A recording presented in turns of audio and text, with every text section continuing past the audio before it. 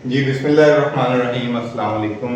Second year की chemistry का हमारा दूसरा लेक्चर जिसमें हम केमिकल रिएक्टिविटी और मुख्तलिफ केमिकल रिएक्शंस देखेंगे सेकेंड ए ग्रुप के एलिमेंट्स के, अल्कलाइन अर्थ एलिमेंट्स के।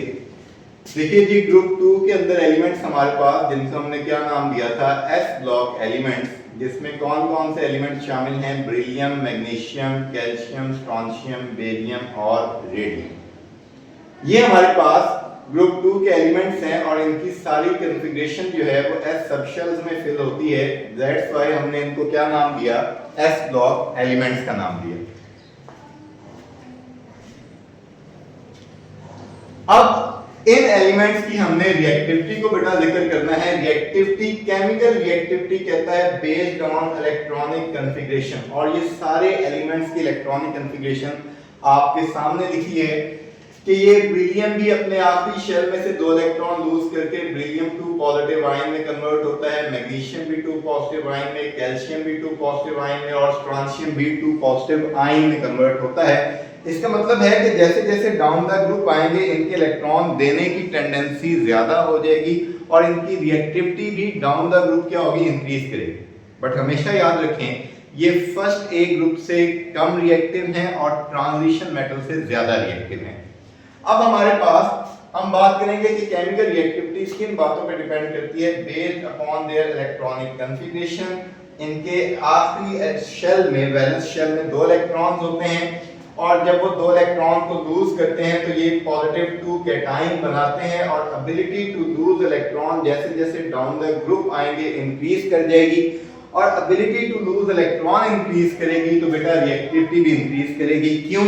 क्योंकि जैसे जैसे आप डाउन द ग्रुप आते हैं एटॉमिक साइज में इजाफा होता है, शील्डिंग इफेक्ट में इजाफा होता है और आयनाइजेशन एनर्जी कम हो जाती है।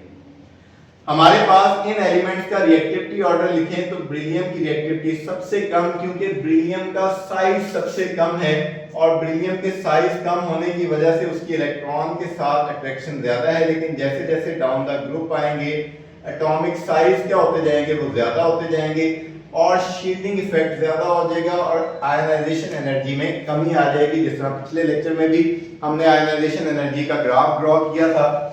फिर हमारे पास इनके केमिकल रिएक्शन, सबसे पहले हम केमिकल रिएक्शन की बात करते हैं। ऑक्सीजन के साथ सभी मेटल्स, जितने भी हमारे पास ये वाले मौजूद मेटल्स हैं, ऑक्सीजन के साथ रिएक्शन करके मेटेलिक ऑक्साइड्स बनाते हैं। इन मेटेलिक ऑक्साइड्स का जनरल फार्मूला कि जब भी ये मेटल ऑक्सीजन के साथ कंबाइन करेंगे तो मेटेलिक ऑक्साइड्स बनाएंगे और इन मेटेलिक ऑक्साइड्स की नेचर डाउन द ग्रुप ज्यादा बेसिक होती जाएगी। हमारे पास सबसे लेस बेसिक और एम्फोटेरिक इन नेचर बेरिलियम का ऑक्साइड है।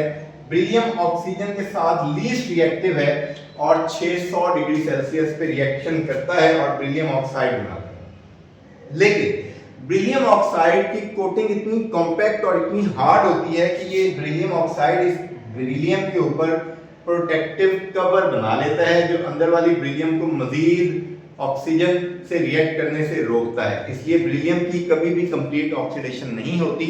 हम इसी वजह से बेरिलियम के लिए इस्तेमाल करते हैं कि बेरिलियम कोरोजन फ्री एलिमेंट है, इसको जंग नहीं लगता, क्योंकि उसके ऊपर किसकी कोटिंग आ जाती है, बेरिलियम ऑक्साइड की कोटिंग आ जाती है। फिर हमारे पास मैग्नीशियम है, ऑक्सीजन से जब रिएक्शन करता है तो इंटेंस व्हाइट लाइट प्रोड्यूस करता है और मैग्नीशियम ऑक्साइड बनाता है। इसलिए केव्स में जाने वाले या टूर्स पे जाने वाले लोगों के पास मैग्नीशियम रॉड्स होती हैं। जब वो थोड़ा सा स्पार्क, एक तो इसको जल्दी स्पार्क नहीं लगता, लेकिन जैसे ये थोड़ा सा स्पार्क पकड़ता है तो इंटेंस व्हाइट लाइट पैदा होती है और इतनी आंखों में चुभने वाली रोशनी पैदा करता है। मैग्नीशियम और मैग्नीशियम ऑक्सीजन से मिलकर मैग्नीशियम ऑक्साइड बनाएगा। कैल्शियम ऑक्सीजन से मिलकर ब्रिक रेड का फ्लेम प्रोड्यूस करता है और कैल्शियम ऑक्साइड प्रोड्यूस करेगा।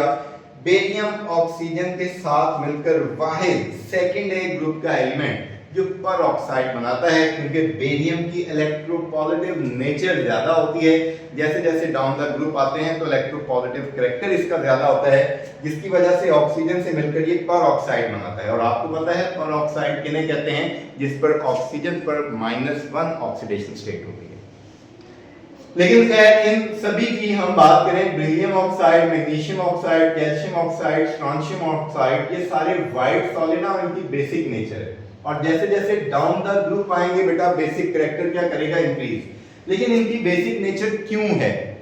देखिए कैल्शियम ऑक्साइड को जब पानी में डिसॉल्व करते हैं तो कैल्शियम का ऑक्साइड फौरन अपने आप को ब्रेक करता है और कैल्शियम 2 पॉजिटिव आयन और साथ में इलेक्ट्रोनेगेटिव ऑक्सीजन रिलीज करता है। ये O2 नेगेटिव वाटर के अंदर से स्नैच करता है किसको, प्रोटॉन को, और रिलीज क्या करवाता है, हाइड्रोक्साइड रिलीज करवाता है। तो कैल्शियम फिर इन हाइड्रोक्साइड से मिलकर क्या बनाएगा, कैल्शियम हाइड्रोक्साइड बनाएगा। तो दैट्स व्हाई इनकी बेसिक नेचर है।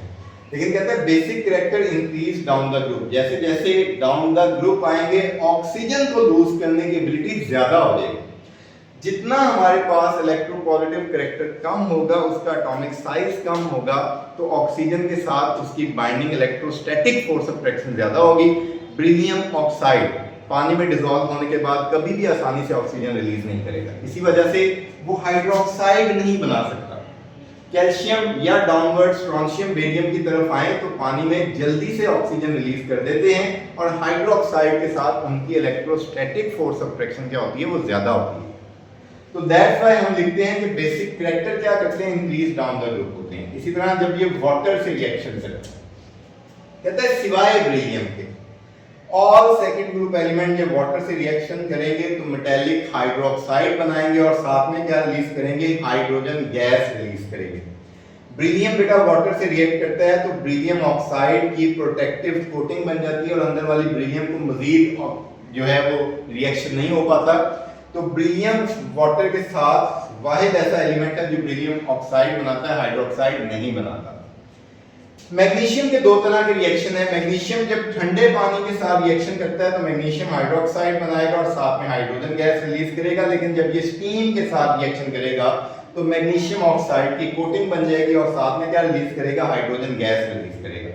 फिर बेटा बात करता है कैल्शियम जो है ये वाटर से रिएक्शन करेगा, अब चाहे वाटर कोल्ड है या स्टीम की हालत में है, दोनों हालतों में ये क्या प्रोड्यूस करेगा, कैल्शियम हाइड्रोक्साइड, और ये स्पारिंगली सॉल्युबल है। जबकि मैग्नीशियम हाइड्रोक्साइड ये डिसॉल्व बहुत कम होता है, तकरीबन इनसॉल्युबल है मैग्नीशियम हाइड्रोक्साइड वाटर के अंदर, लेकिन जैसे जैसे डाउन द ग्रुप आएंगे हाइड्रोक्साइड की सॉल्युबिलिटी वाटर में ज्यादा हो जाएगी। फिर बेटा बात करते हैं ऑक्सीजन के साथ। अब ऑक्सीजन से एसिड के साथ रिएक्शन करने से पहले हम देखते हैं कि ये जो हमारे पास मैग्नीशियम हाइड्रोक्साइड है, कैल्शियम हाइड्रोक्साइड है, इनके हाइड्रोक्साइड्स के बेसिक कैरेक्टर लेस हैं कंपैरेटिव टू सोडियम हाइड्रोक्साइड या पोटेशियम हाइड्रोक्साइड, क्योंकि सोडियम हाइड्रोक्साइड और पोटेशियम हाइड्रोक्साइड ये ज्यादा इलेक्ट्रोपॉजिटिव एलिमेंट हैं। जब आप लेफ्ट टू राइट मूव करते हैं तो एलिमेंट्स की रिएक्टिविटी साइज कम होने की वजह से और इफेक्टिव न्यूक्लियर चार्ज ज्यादा होने की वजह से कम हो जाती है। तो मेटल्स सेकंड ए के कम रिएक्टिव हैं, इसी वजह से इनके हाइड्रोक्साइड की नेचर भी लेस बेसिक इन नेचर होगा। फिर बेटा बात करता है एसिड के साथ रिएक्शन की। मेटल जब भी किसी एसिड से रिएक्शन करें, और यहाँ पे किन मेटल्स की बात हो रही है, सेकंड ए ग्रुप के एलिमेंट्स की, मेटल एसिड से रिएक्ट करेगा तो सॉल्ट और हाइड्रोजन गैस रिलीज करेगा। बेरिलियम HCl से रिएक्शन कर रहा है, beryllium chloride hydrogen gas release कर रहा है। मैग्नीशियम HCl से रिएक्शन कर रहा है, मैग्नीशियम क्लोराइड हाइड्रोजन गैस। इस तरह मैग्नीशियम H2SO4 से रिएक्शन कर रहा है, मैग्नीशियम सल्फेट और साथ में हाइड्रोजन गैस। ये रिएक्शन बड़ा इंटरेस्टिंग है। कैल्शियम HCl से रिएक्शन करेगा और रिएक्शन प्रोसीड रहेगा जब तक कंप्लीट नहीं हो जाता, और क्या बनाएगा, कैल्शियम क्लोराइड। कैल्शियम क्लोराइड बेटा एक सॉल्ट है, जल्दी डिसॉल्व हो जाता है, तो रिएक्शन एंड तक जाएगा। लेकिन कैल्शियम जब H2SO4 से रिएक्शन करेगा तो कैल्शियम सल्फेट बनाएगा। कैल्शियम सल्फेट में सल्फेट एक लार्ज पोलराइजेबल एनाइन है।